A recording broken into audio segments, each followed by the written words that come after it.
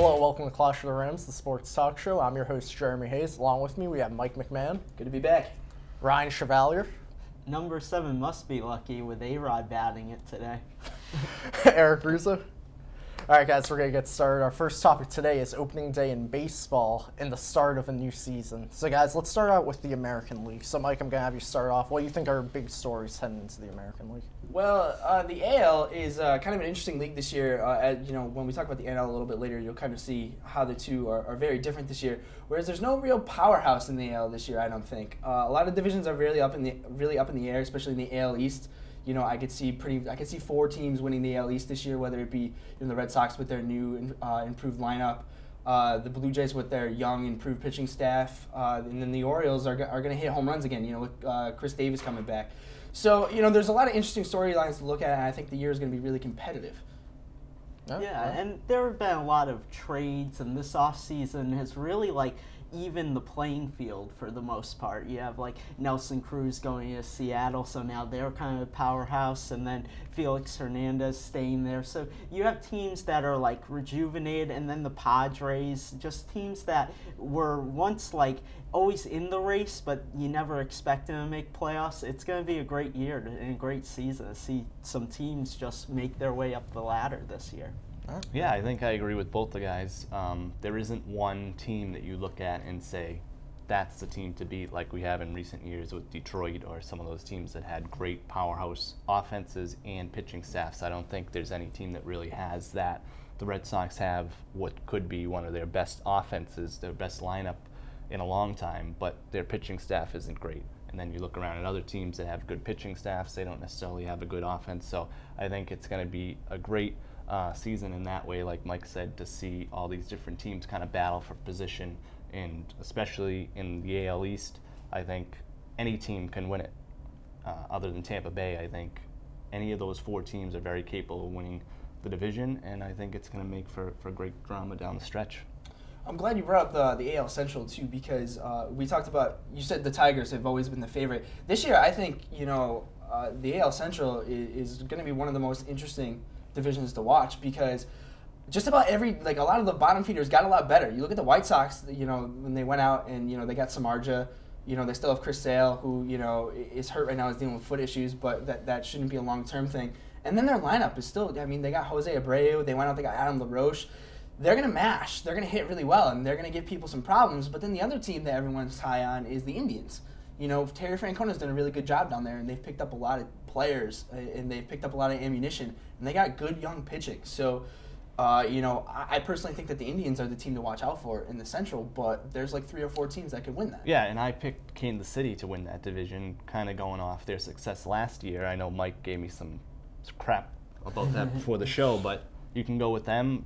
Maybe the Tigers are still in it. I know Verlander's hurt, and they lost Scherzer, but they still have a solid lineup with Miguel Cabrera and Victor Martinez and those guys. That's a solid lineup. So any of those teams, like I said with the East, really any of those teams in the Central can win it too. And it's really the same thing in the West. I picked Seattle in the West, who hasn't been a contender in a long time, but the Angels are there. The A's lost a lot. I don't know if they're really going to be in it, but it really is up in the air across all the divisions. A lot of teams in the NL have a lot to prove. No one's really, being given the benefit of the doubt, whereas some teams in the NL are. Some teams are just in the NL are a lock, whereas this year it feels like everyone has something to prove. The Mariners, everyone's high on them. They're kind of like the sexy pick this year. But, they're really unproven, so we'll have to see what they could do. We'll have to see how teams develop too, with all these new players and new pieces. The Red Sox, they look like they have some chemistry going in with spring training, and a lot of the Cuban guys meshing years like 2004 kind of reminds me of. But how will these other pieces match with other teams? Will they come together, or will they have disappointing seasons? It's going to be a really awesome year to see. And one team that I think is very interesting in the AL is the Yankees, because they have people coming back. Will CC Sabathia be healthy? Will Teixeira be healthy? Will A-Rod produce coming back? All these kind of older guys are coming back. Will they be healthy? Will they stay with it throughout the year? That's the question. But if they do, they could be a team to watch.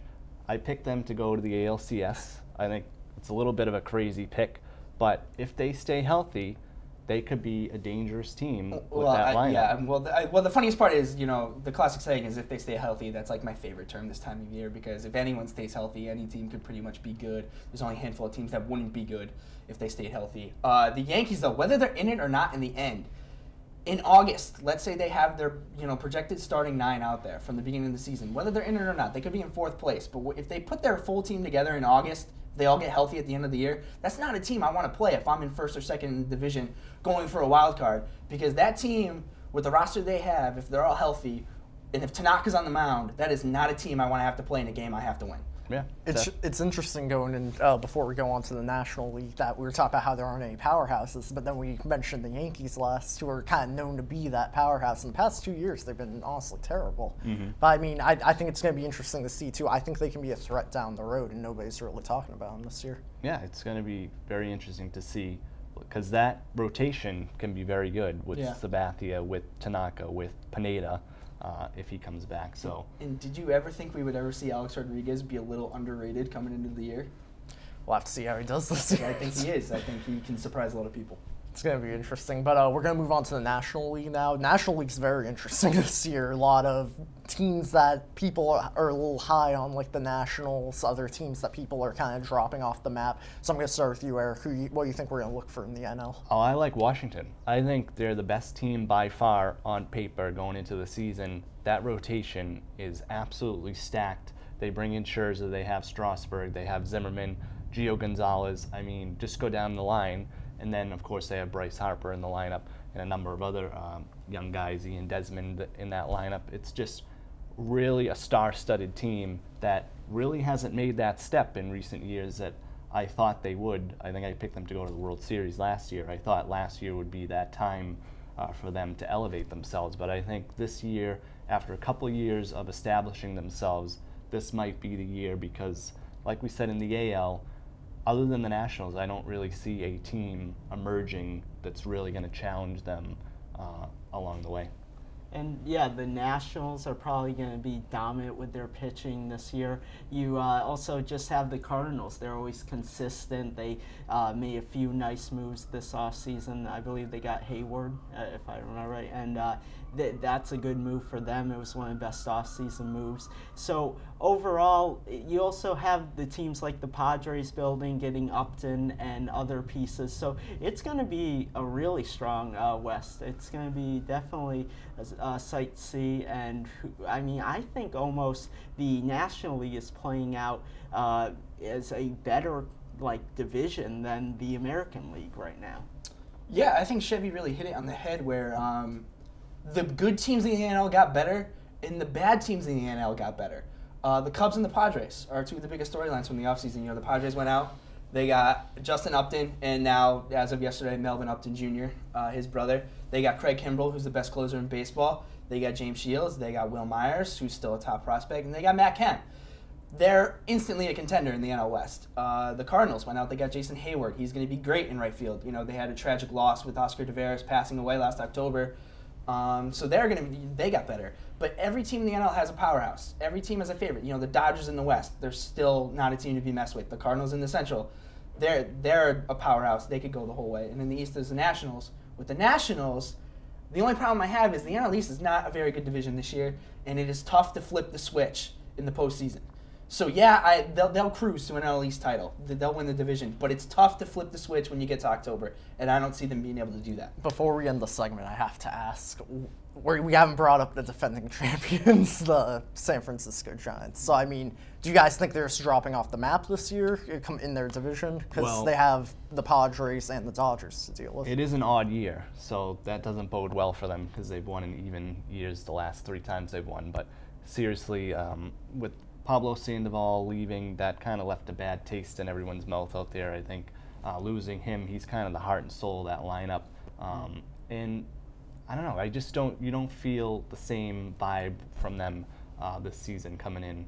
Yeah, losing Sandoval, where's their offense going to come from? But you know what is interesting to me? I think Madison Bumgarner, this is his spot to absolutely take over that team. And I mean, he did in the postseason, but I'm talking like Cy Young this year. And I'm going to be bold and say that would be a prediction. The only thing about Madison Bumgarner this year is you have to be a little concerned about him coming off all those innings he threw in the postseason last year. It's tough to come back on a shortened offseason when he threw an unbelievable amount of pitches in October on the way to their World Series. The other thing is that's an aging rotation. You know, Peavy looked pretty bad in spring. The whole team looked pretty bad in spring training, which isn't a surprise coming off a World Series. But, you know, Matt Cain struggled. They lost Hunter Pence early to an injury. They're a team that is going to struggle out of the gate. And unless they can find a way to turn it around somewhere around the trade deadline, they're going to struggle. They lost out on all their pieces that they wanted to get in the offseason. They wanted Lester, they didn't get him. They wanted Shields, they didn't get him. You know, all these guys that they went out to get and didn't get, whereas everyone else in the National League pretty much got better, they take a step back. All right.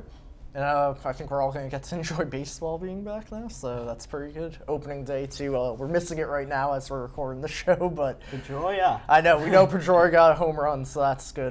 But yeah, so baseball's back. I think everybody's excited. I don't know if I agree with the Giants thing. I think they could still be possible contenders, but I agree it's hard to win back-to-back in baseball. Anything's possible. Yeah. All right, so up next we're going to be talking about basketball. The playoffs are just around the corner, so stick around.